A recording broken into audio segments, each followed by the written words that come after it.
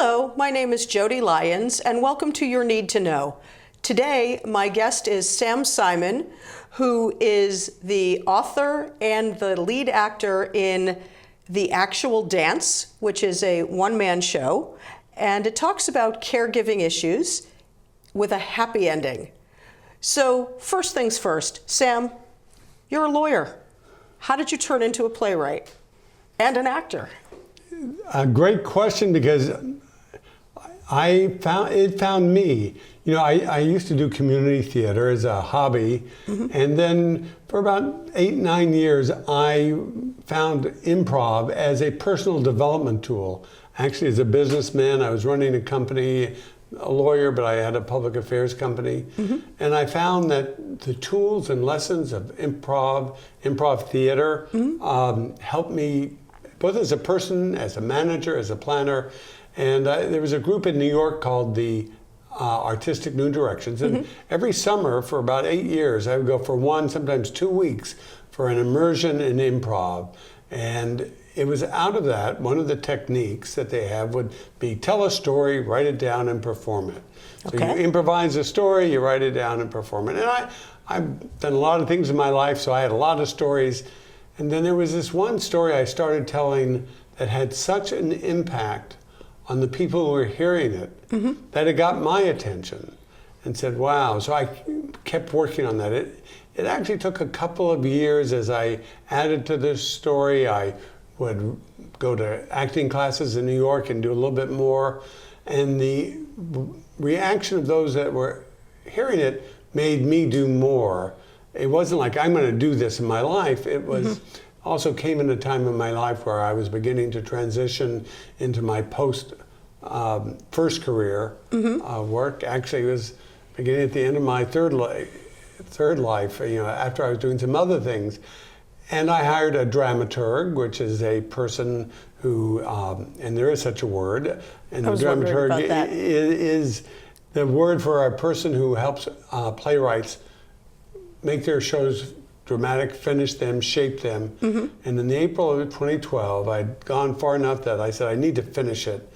I hired a dramaturg, and between April and June, we finished the bulk of the show and started reading it to audiences. And again, the audience reaction to the show, just to the word and the subject matter of the show, kept exciting me, energizing me.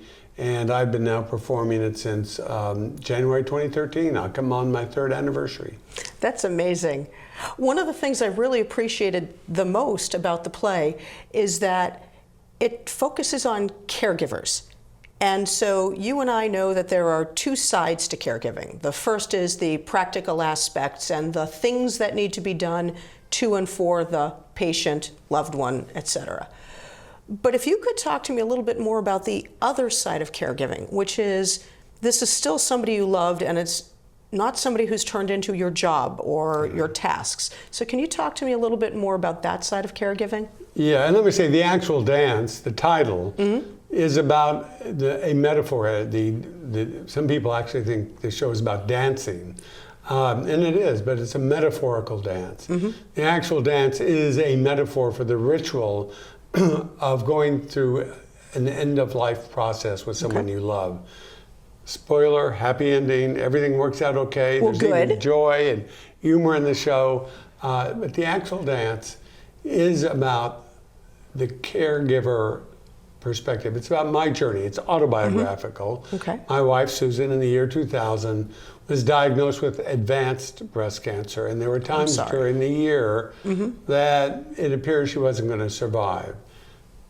We had reason to be worried. Her mother died at age of 56 from metastasized breast cancer. Susan was diagnosed at her age 54. And what happened to me and how I internalized that and what I thought and how I felt is what the actual dance is about. It is a ritual. It is that point of caregiving that you mentioned that I think everyone who is in that position goes through, but it is never, almost never, talked about, acknowledged, or recognized. Now there is the part of caregiving, as you mentioned, of sort of the physical process. The stuff. The Right. stuff. The business of caregiving. The business Right. of caregiving, and the often messy stuff, often exhausting stuff, often unappreciated stuff, but Right. even less recognized are particularly the parts, what I call the heart of the feeling or the emotion. How do you face what's going to be the most difficult task in your life? And that is going to be, in my view, I do it this way. It's a dance holding that person in your arms at their last breath. How do you figure that out? How can you do that? And how do you go through the process with what does seem to many people to be unbearable and unthinkable? Because while you're confronting that terror, if you will, you're also, is a doctor's appointment now? Do the clothes need to be changed? Right. Are their affairs in order? What if something else changes? That, for some people, actually becomes a happy distraction. The to-do list makes it sometimes a little bit easier than dealing with the actual person. That's right. Right. And it's not only dealing with the person, but I want to say it's dealing with yourself. That's a good point. It's, how do I cope with it? I can't imagine this. And there is an answer in the play. Okay. There is a part in the play that gives and suggests an answer, a point of view that I had to discover myself. And it is really, spoiler alert, but it is about understanding that that moment is the ultimate act of love. It is the ultimate consummation of love, to have the gift of being there and supporting and holding the hand with your person that you love at that moment in time.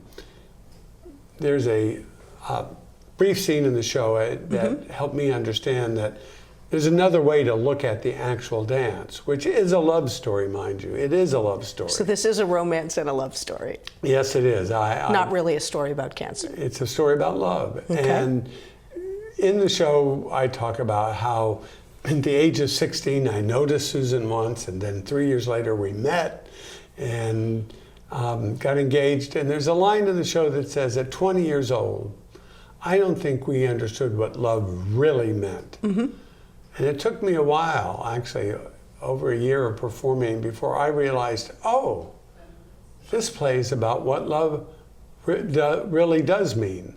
It is a love story, and it is about what love really means, because being with someone and caring for them is an act of love, and it is a form of love, and it isn't just physical, it is emotional, it is difficult, but there is a beauty and there's a dignity in that process that can be found and discovered. And I'm honored that some people who see the show and experience will tell me that their own point of view and their own journeys has been changed, and that they understand what they're doing differently because of what one newspaper said, speaking the unspeakable through theater. Well, and it's wonderful that you're doing that, because it's important to let the caregivers know they're not alone. Other people are going through similar, although not identical, journeys, and that there's support out there. But I'm also going to look you straight in the eye and say words we know caregivers almost never hear. Thank you. People don't get thanked for doing the care they need, and I know you did it because you wanted to, and you love your wife, but it's still good that you've done it. One of the things that we both know is that shows like this don't happen in a vacuum, that there's a team supporting you. I noticed you had sponsors, underwriters, producers. Is there anybody you'd like to particularly thank while we have some time to give them their thank you too? Well, I would love to thank all of them. I am so blessed to be working with a group of people that I'm actually blessed. I'm humbled that they would spend so much of their personal energy and time. It is a job, but it's not a job that that gets paid that well. Right. First of all, I've been extraordinarily fortunate that people at Emblem Health, which is if you're from New York, you've seen ads by Emblem Health, their insurance company. They have an amazing program headed by a man by the name of Greg Johnson that supports caregiving. It's called their Family Caregiving Initiative. They have I don't think I've seen it anywhere else in the country, but he has a group of people working with him in the department. Wonderful. Actually, Emblem Health's logo is Emblem Cares, and it comes out of this work of supporting. But Greg also, by the way, has lost a spouse and a child, and he loves the show, and he thinks the voice of the show is important, and so Emblem Health is supported the show financially. Perfect. And they have printed some wonderful programs.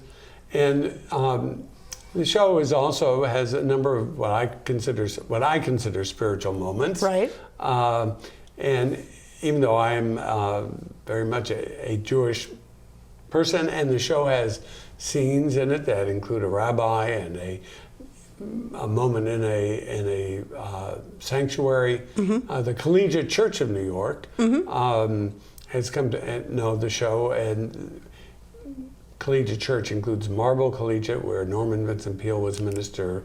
Collegiate Church happens to be the oldest church in America, 1628. Wow. But they've given a grant to help develop the show and bring it to their congregations and throughout New wonderful. York. Congratulations. So I have been very lucky. Solo shows don't often get this kind of support. Right. It has become what I like to call fourth age. I have had a career as a lawyer in Washington and in public affairs. I did have a chance to work at a nonprofit in New York as a senior fellow in some social justice. And now I'm a full-time actor and playwright, which is amazing. Absolutely. And at 70 years old, I have done the show. I'm 70 now, but in the last 2 years, I've done it over 90 times. That's amazing. And so does the show travel around the country?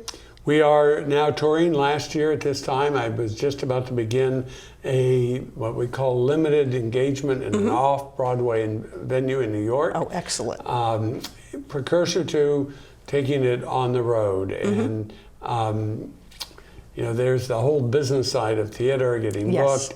I have done it at First Stage here in New York. The summer of 2013 as their summer offering. I've done it at Creative Cauldron in Falls Church, a beautiful small community theater.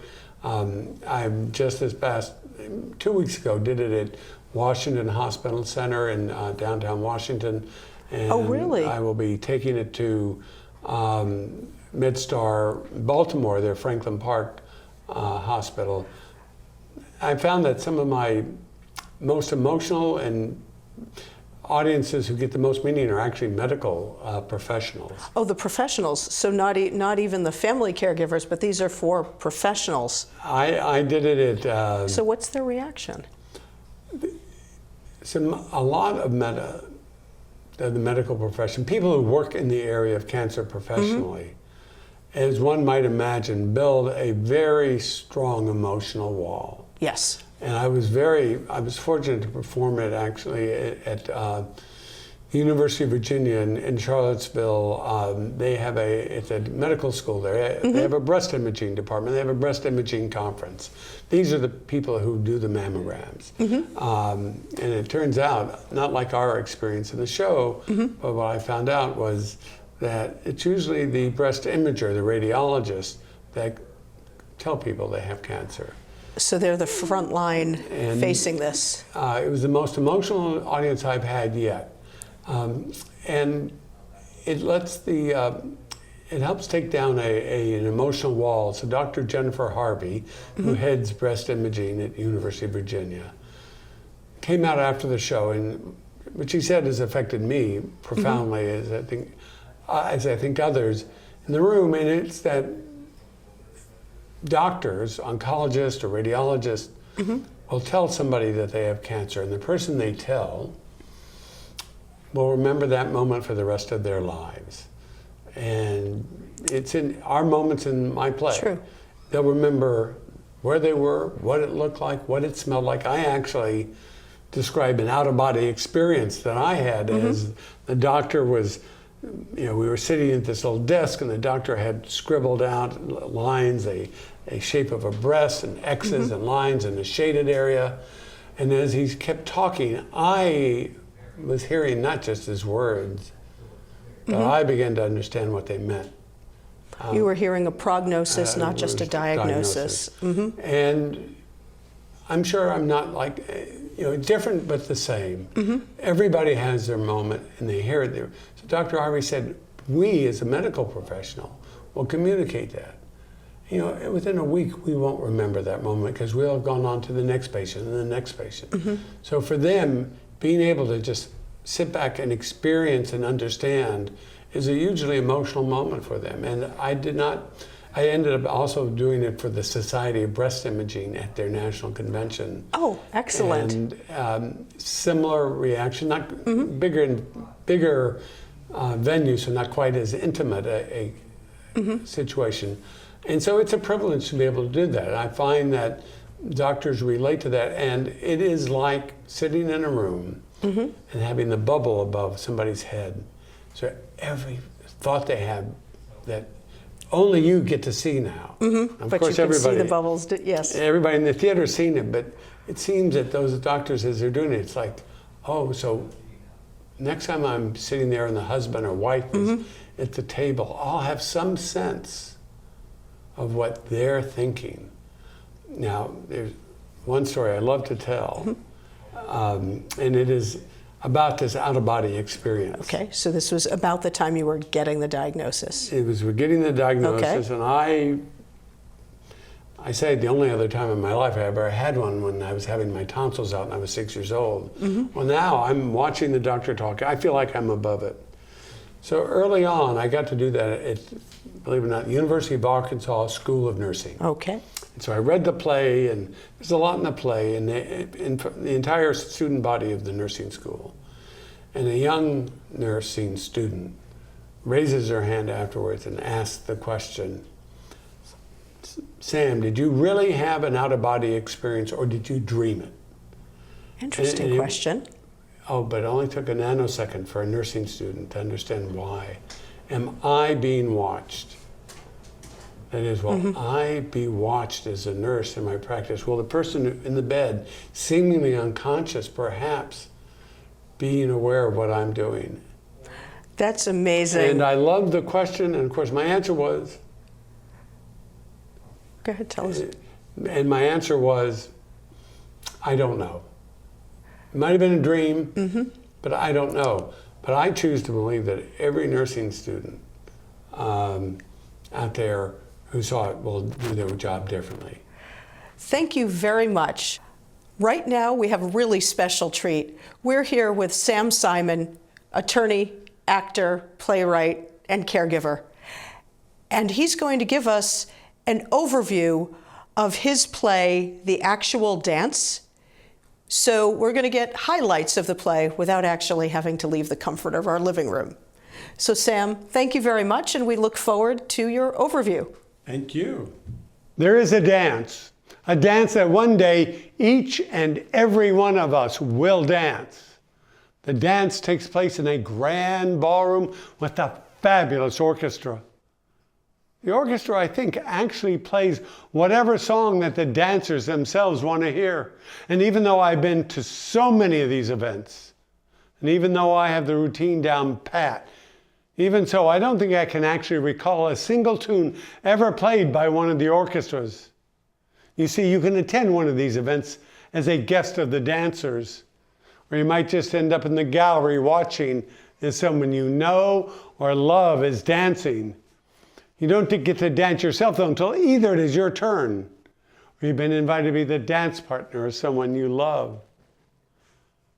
When it's my turn to dance, I want to dance with the person I've loved most in this world. And if it is her turn first, I want to be her dance partner, and I want us to dance a waltz, a slow, elegant, flowing, beautiful waltz.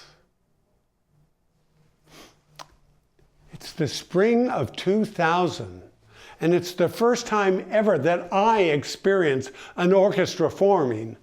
And I have to admit, it scares and it confuses me. It all begins with Susan updating me about her annual checkup.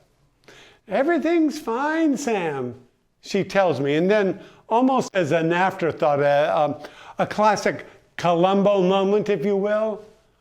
"Oh, and just one more thing, Sam. The doctor wants me to see a surgeon to check out something she felt in my right breast. Now, honey, she doesn't think it's anything to worry about. It just felt funny to her." Well, I am surprised, but I'm not worried. After all, it's going to be Susan's 4th breast biopsy. "Don't worry, honey," I try to reassure her. "Remember, you had a mammogram just 2 months ago, and it was normal. Here, let me see if I feel anything." Humor and sex fix everything. The doctor's words, they're strange. A new vocabulary that I don't understand immediately, though their import is clear to me. Stage 3. Why stage 3? Well, because of the size of the tissue with cancer and because there are no margins. Margins? What are margins? Well, now remember, we didn't actually find a tumor, he tells me again. We just removed some breast tissue. Now, a margin would have been where the cancer ended and normal and healthy breast tissue began.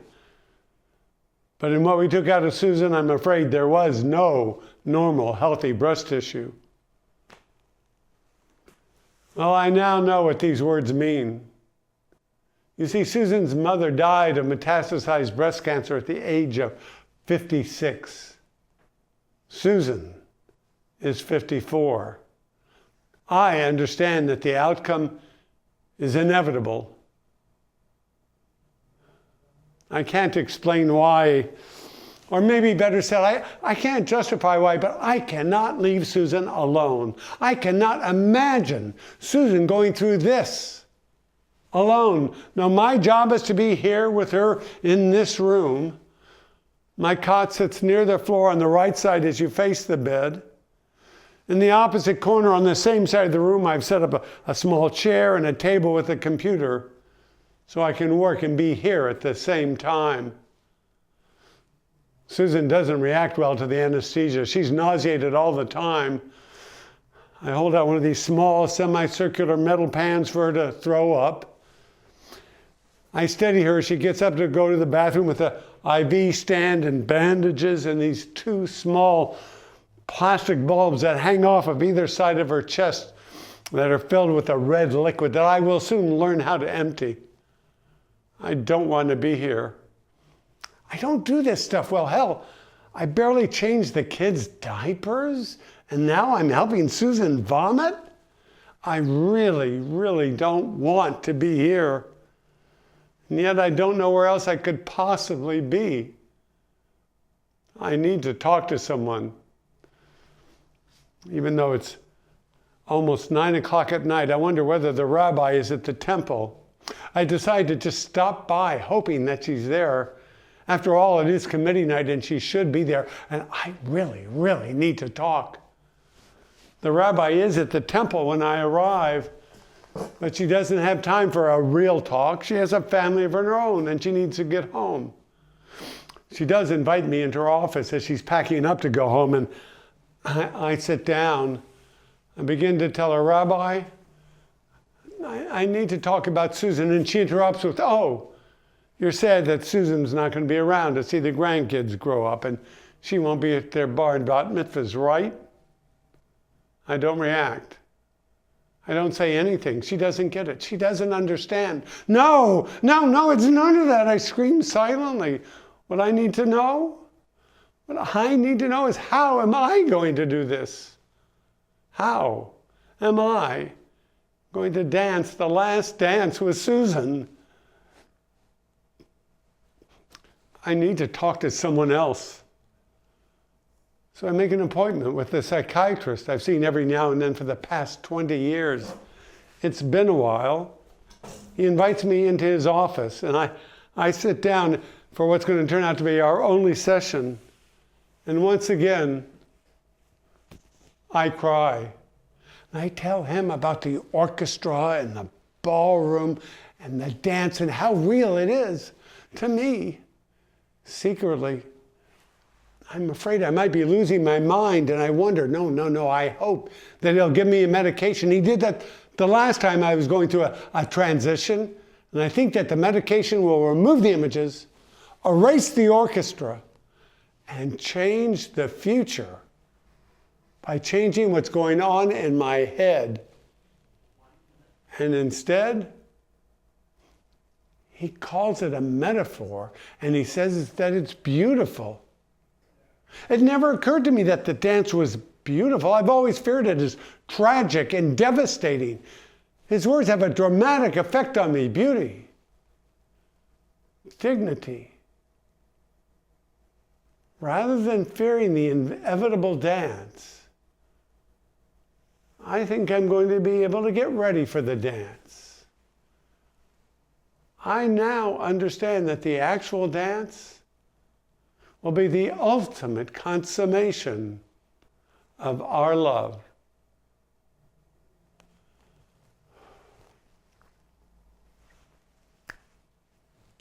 Once again, I'm Jodi Lyons, your host of Your Need to Know, and our guest today has been Sam Simon, playwright, actor, and caregiver.